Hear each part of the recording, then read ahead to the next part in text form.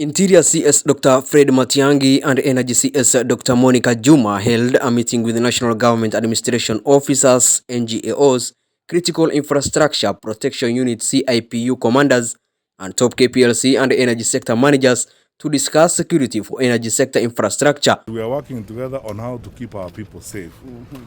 If you saw what happened at Kayole, you actually arrived there and immediately kneel down and thank God.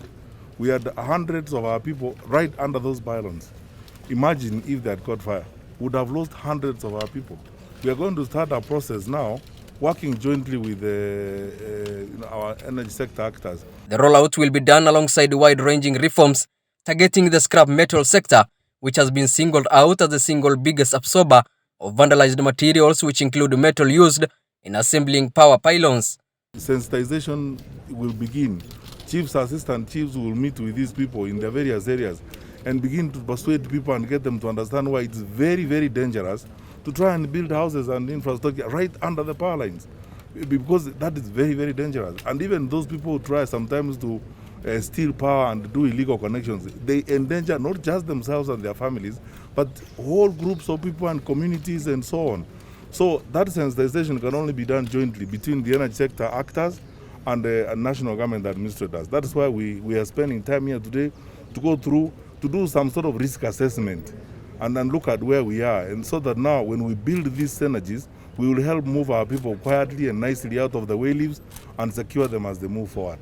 CS Juma on her part said the meeting with Matiangi agreed on a framework to secure infrastructure in the country and to ensure the public is also involved in the process.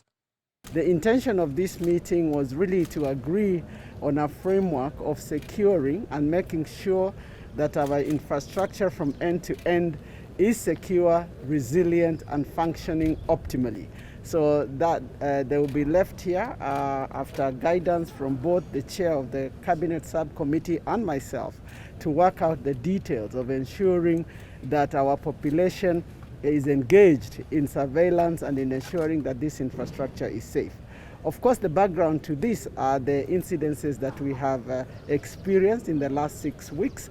And as I spoke to the nation a week ago, I promised that we are doing everything possible to make sure that we are not faced with those types of challenges again. On January 11th, a nationwide power outage was experienced following the collapse of the Kiambere-Embakasi high-voltage transmission power line in Embakasi. There is a moratorium in place that was announced by His Excellency the President.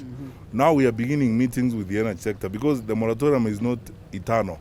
The President imposed a moratorium over a period of time so that we can organize the sector and re-register the dealers and understand and explain to them how they should do their business. We are not lost to the fact that all these scrap metal dealers derive a livelihood from there. They have employed a lot of our people. It's an aspect of our economy. But we can also not do it in a manner that endangers our people. Because what we have seen in the vandalism of infrastructure is actually exposing the country and almost the entire of our population in some cases to grave danger. So that is why we have a moratorium for a short period of time.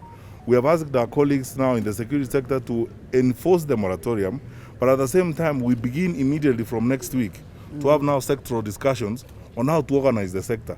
We sit down with the council, we look at the act, if there are amendments to be done to the act, they are worked on, and then we bring everyone together so that we build a new regime within which this scrap metal can be done. Some Kenya power officials have since been charged with the negligence and sabotage following the incident. What would have happened if, as they came down, they all caught fire? We would have lost over 500 of our people in that arrangement. So this is something we have to work together, and we are asking our fellow citizens. It is critically important we work together. It's about our lives, it's about the future of our country and the life of our people. It's not the government, it is not Kenya Power or the Ministry of Energy, it is not the police, it's all of us. Hashim Jimal, reporting for Norma Times, Wajir County.